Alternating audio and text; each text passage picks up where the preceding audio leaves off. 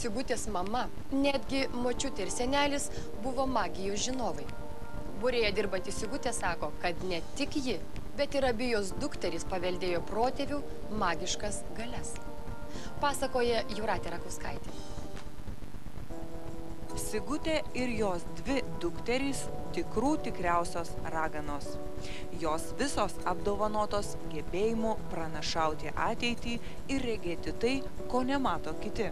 Sigutė pasakoja, jog jos mama, prosenelė ir net prosenelis buvo magijos žinovai, iš kurių jis ėmėsi būrimo ir magijos žinių.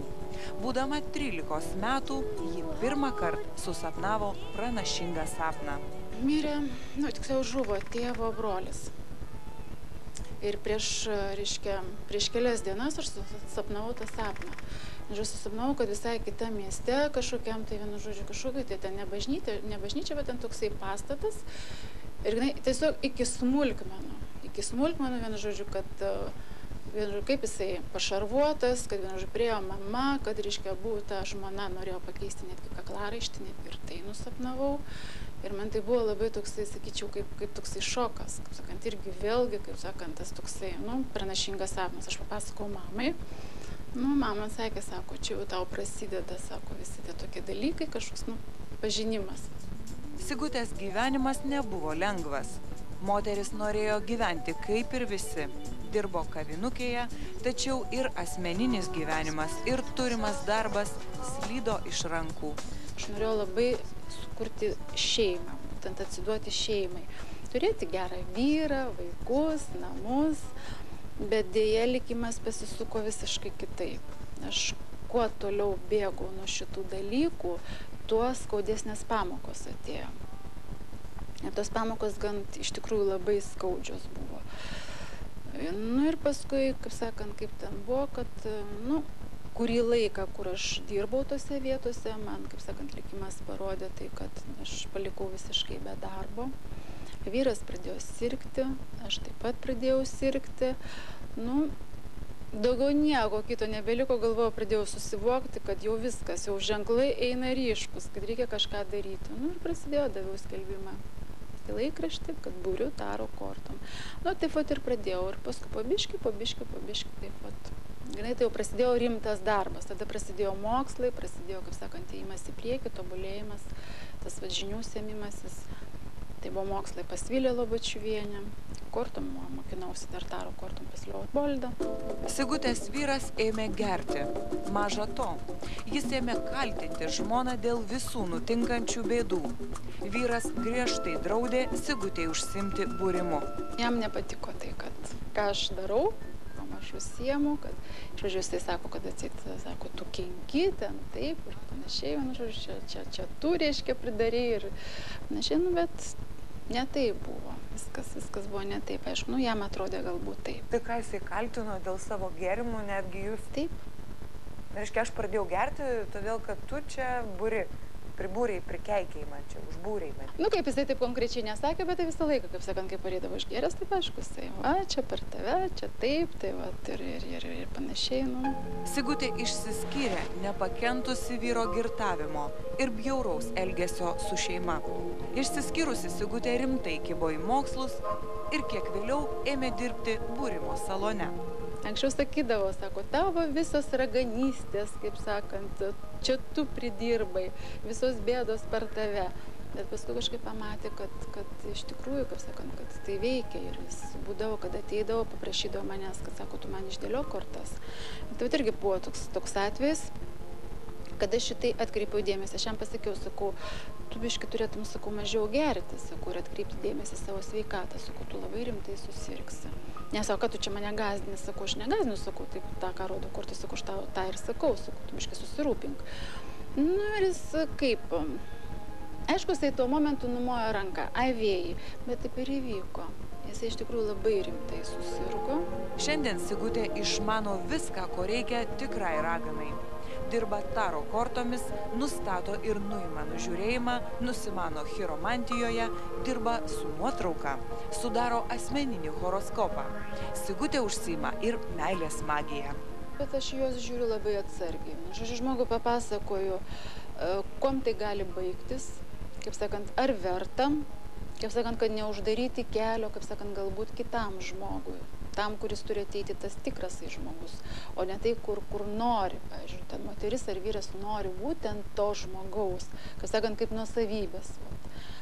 Aš paaiškinu, kad šitaip daryti negalima, kad vis tik žmogus turi viskas natūraliai vykti, bet kitas prašo labai, kad ten jam reikia.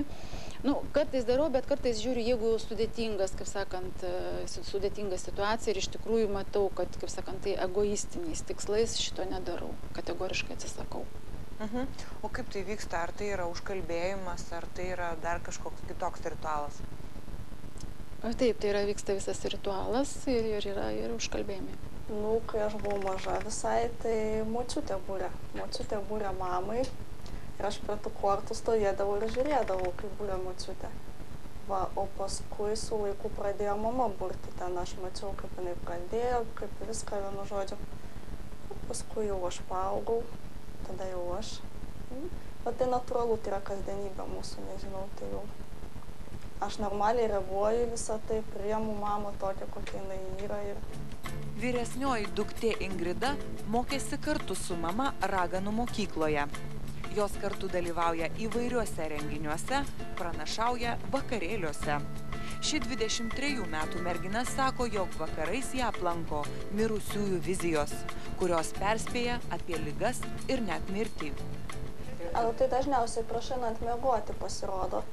Vienu žodžiu, bet tai irgi reikia mokėti bendrauti, kol aš išmokau suprasti, ką jie nori tenais pasakyti, jie dažniausiai rodo judesiais. Yra judesiai kažkokie, tai ir dažnai būna, kaip sunku suprasti, ką jie nori pasakyti, bet supranti. Arba būna taip, kad nesupranti, tai vienu žodžiu, būna atsitinka kažkas, tai tada jau kažkaip tai jau iš to patyrimo tada jau. Ingrida sako, jog su mirusiais ji bendrauja mintimis. Mano tėvų amžinatilsį teta. Jinai tenais irgi, tai jinai pasirodė prieš jo ligą grinai. Žodžiu, norėjo pasakyti, kad jisai sunkiai susirgs, taip ir buvo. Atsiguliau, užsiklojau, užsimerkiau ir regiu. Ir viskas. Arba atsimerkia irgi regi. Koks skirtumas, ar užsimerks, ar atsimerks. O ilgai trunka tas regėjimas, ar tokia akimirka? Ilgai, šiaip ilgai. Būna, kad taip neduoda ramybės. Tiesiog ateina ir stovi, kybo ore. O tarkim, ir tu žinai, kad vienu žodžiu, jisai kažką to nori pasakyti ir jam sunku yra, ir tu galų gale jam turi padėti kažką tai pasakyti. O ką tada tu turi daryti? Bendrauti su juo? Turiu bendrauti, aišku, aš priversta bendrauti. Ingrida teigia, jog amžius ir išvaizda raganai neturi jokios reikšmės. Štai jos jaunesnioji sesuo nuo pat mažens spėdavo ateitį. Ar tu prisimeni, kada tu pirmąsyk pradėjai burti, kaip tai buvo? Tiesą sakant, jau labai senai ir pirmas kortas mama padovanojo savo, su kuriuom ilgą laiką dirbo. Taip kažkaip savaime viskas prasidėjo. Ar tavo bendraamžiai draugė žino, kad tu moki burti? Turbūt smalsu visoms? Tik nedaugelis. Keletą, kuriuom labiausiai pasitikė, to žino. Kam tau tenka apskritai burti? Dažniausiai tai mamai arba sesiai. Pagrindinė ir mėgstamiausia šių raganaičių tema – burtai ir magija. Jos niekada nesikalba apie politiką ar buitį. Sigutė sako, jog tik tada, kai išsiskyrė ir pradėjo rimtai burti, jos gyvenimas susitvarkė. Pradėjau mokintis pas Vilija Labučiuvienę. Praktinės magijos mokykloje. Tai prasidėjo tas mokslas. Tai aišku, jinai pati pirmoji pastebėjo iš pat pirmo susitikimo, kad jinai iš karto pasakė, kad sako, tau yra tai duota. Ir sako, tu nesispardyk. Suvokusi savo klaidas ir išmokusi astrologijos, Sigutė padeda ir kitiems pasirinkti tinkamą porą. Žiūriu tai, kad ar tinka vienas kitam žmogus. Ar jie gyvens. Dar tai yra labai įdomu, man tai labai susidomėjau šito dalykų. Ir iš tikrųjų, kaip sakant, gali matyti, ar jie gyvens ar ne. Ar paprasčiausiai būna kartais skirti žmonės, kaip sakant, nugyventi tokį gyvenimą, kaip sakant, su visokiais, kaip sakant, išbandymais, su negandom, kad jie visiems turi gyventi. Būrėja teigia, jog yra momentų kortų dėliojime, kai jos rodo, jog tai tikrai įvyks.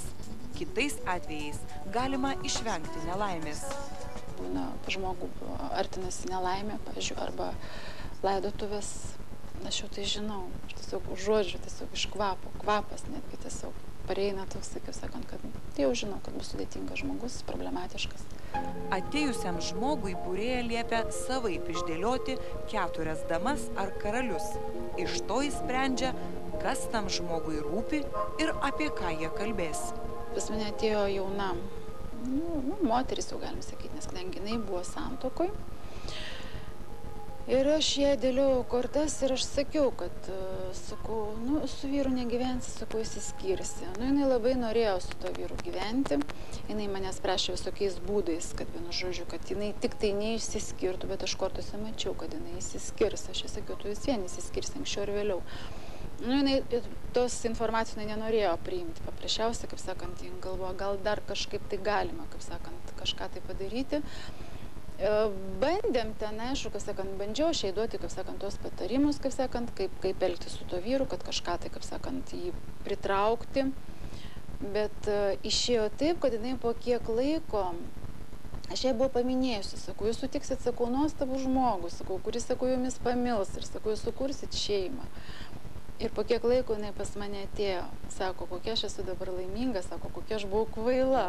Tikros raganos sako, jog kiekvienas žmogus turi likimą. Ir jei žmogus neina savo keliu, jo laukia nesėkmės, ligos, gali grėsti net ankstyva mirtis. Patirta klinikinė mirtis, prarasti ankstesni darbai bei sužlugusi santuoka Sigutei aiškiai parodė, eita ne tuo keliu. Šiandien ji laiminga suvokusi savo misiją, galinti padėti kitiems ir prasmingai gyventi.